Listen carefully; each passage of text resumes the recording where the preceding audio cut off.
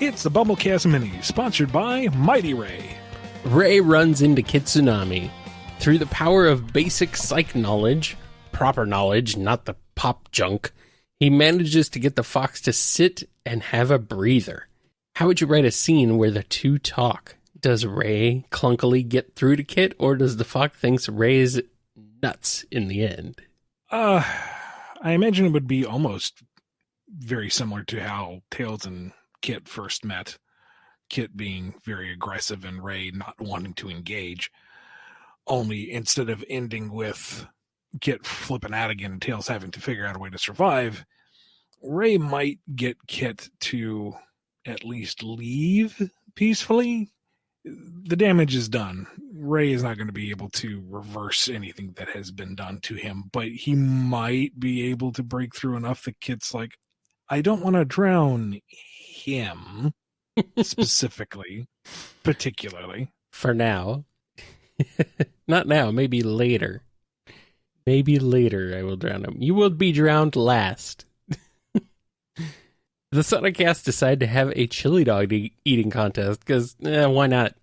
As the hedgehogs, foxes, and other characters get ready, a large angelic being descends from the sky. Illumina, goddess of dreams, has appeared. Sits down and puts on a beautiful napkin before slyly smiling at the group. How perplexed is everyone seeing her appear? And does she win? I'd have to look at Shuffle again. Does anybody even remember encountering her? Or was it all just a dream? But let's just assume they do. I think most of them would be kind of thrown for a loop that not only is she presenting herself to them, but in their plane of existence and to eat chili dogs. Except for Sonic could be just like, cool. And they would begin to chow down. And I think it would come down to Sonic and Illumina. And Sonic would come out on top only because Illumina made the mistake of coming to reality where there are hard limits. And she can't play by dream logic. So she will eventually get full. And she's like, all right, fair enough. See you in your dreams. No. Sonic's like, sweet, I get to eat again. That's pretty good. It's pretty good. All right. Ray tries to commit a crime by setting up a shell company called Squidman Binch LLC to smuggle worm on a string toys to his house. Ray is immediately caught. Who catches him and has to spend at least half an hour explaining to him why his plan is very stupid. You can't say Mighty because that's too obvious. The Chaotix. I was going to say. They do it out of love. I was going to say it's Vector at least. They figured it out. Vector sitting him down going, listen, kid, I've been there. I tried that. It don't work. I even did it with the same toys. Honestly, who's your supplier? You got a good deal there. No, I'm getting distracted. Point is. Yeah, definitely. All right, next question. Matilda the Armadillo versus Xena. How crazy does that fight get? Gonna start off fairly tame. Xena not taking her seriously. Matilda's very slow to anger anyway. Matilda gets a solid hit in. That ticks Xena off. Xena actually tries, starts messing with the cybernetics in Matilda's arms so she can't do the piston punch anymore. Xena gets the upper hand. Xena says some backhanded comment about Mighty. That sets Matilda off. It don't matter if that's pistons working or not. She clobbers Xena. Matilda wins.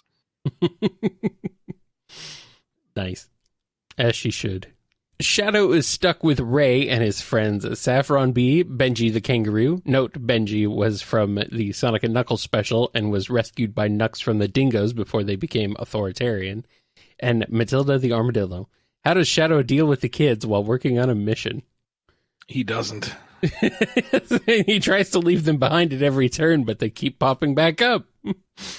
Like, he will make his absolute best effort to do his mission without them as quickly and as distantly as possible. Mm-hmm. You know, when the burning rubble almost falls on their heads, he'll come in and rescue them and kind of give them this withering glare of, why are you still here? He won't let them come to harm, but he's not going to play babysitter. But Shadow is the ultimate babysitter. Who is your daddy and what does he do?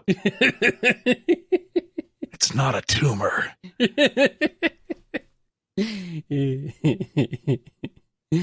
He's got to make sure they don't have any candy.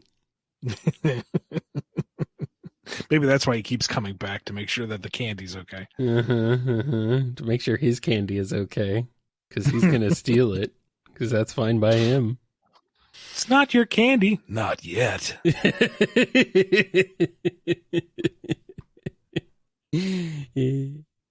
Bivalve, Void, and Larry Leaks run a podcast.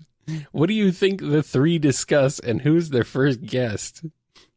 Bold of you to assume they ever get on the air. Try to record. Doesn't work. Like, Larry is there. Every mic is going to go dead intermittently. The recording is going to pause midway through. A motherboard is going to melt somewhere. By the time they finally get all their technical issues ironed out, it's the next day. Bivalve is dried out. Void has to go back to the spectral plane. Amazingly, it still went better than your average BumbleKast.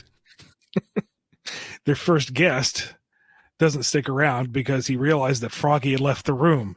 You can't leave. You're our first guest. Move, Larry. Larry, move. Move, Larry. Yes, yes.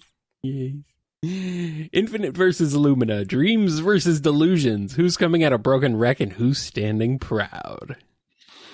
Oh, Infinite is just unstoppable. He is this reality manipulating monster. He's tearing down entire dreamscapes. He has become the nightmare king of all reality. He is the man. He dreams peacefully, having not touched a single soul because Illumina got him from the get-go. I was about to say, then Reala from Nights shows up, and well, that's over. And then it's over. And it's over for Infinite. Sorry, boy, you're done. Oh, boy. Next question is for you, Kyle. All right. Which Sonic character do you see yelling, Daytona, from the Daytona USA before kicking or leaping at someone from a great height through a window? I know it's probably like the basic answer, but I'm going to go with either Sonic or Tangle. Yep. I mean, they're the most obvious ones. I'm receiving a suggestion of Vector in the chat, which is funny, but I don't really see him doing it that way. Nah, that's definitely more of a Sonic and Tangle thing. Sonic or Tangle would do it first. The other one would hear it and then do it. Yeah. And then Vector would hear of the other two and do it himself, and by that point, the joke has worn itself out. Oh, yeah. And as he screams, Daytona, and busts through the window, Ray's like, I'm sorry, I'll go straight. Oh, no. Oh, no.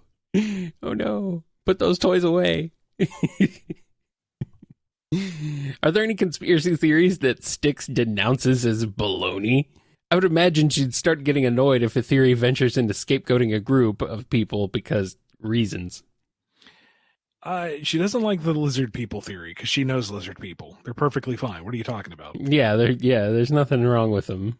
Is that the only one? I'm trying to think of that and the Illuminati. Like, she is so tired of people falling for the Illuminati. Of course there isn't a real Illuminati. That's the one that they put out there to distract you from the real conspiracies. Yes. Yeah.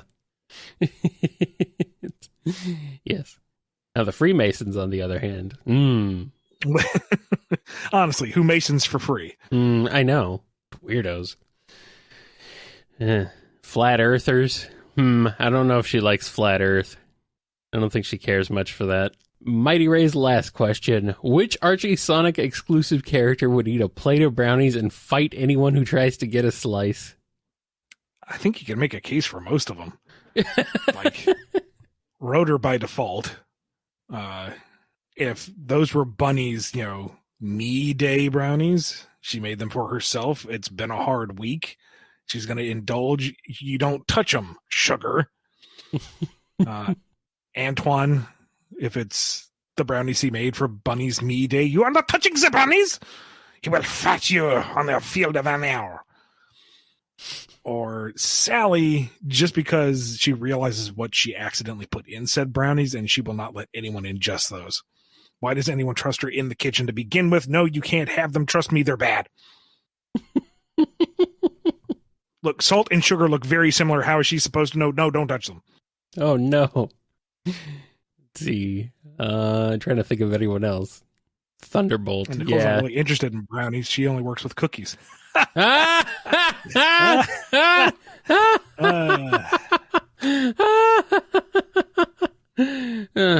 Breezy, yeah. Breezy would I think she would murder someone if they touched her brownies.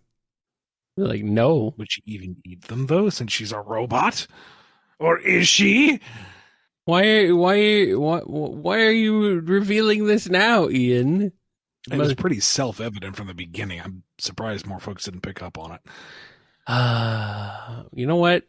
She doesn't have to be a robot. She could just be not a robot. How about that? Potentially. Maybe. Okay, Honey's cheat day. Brownies. Well, if it's Honey, she's putting the plate out there specifically to bait a fight. I mean, come on now. A good point. She doesn't really care about the brownies. She just wants a reason to scuffle. Yeah, but she also wants the brownies. And then Ray finds them. Because of course he would. Or Ray. Relic wouldn't fight. She would just hide. What, after finding them and eating them, she would just hide? No. She would take the plate and she would hide. Oh, right. Okay. And she knows those ruins just as well as Knuckles does. Let's see if he can find them. Ha! Mina would, she'd probably throw down. No, she'd share. She'd make a point of sharing. She would fight to make sure it was shared. Snively would use way too much butter. No, not butter, margarine. Yeah. But he would do it on purpose. He wasn't Archie exclusive, but whatever. He basically was eventually at a point. Yeah. I think that's good. I think that's just about everybody. Yep.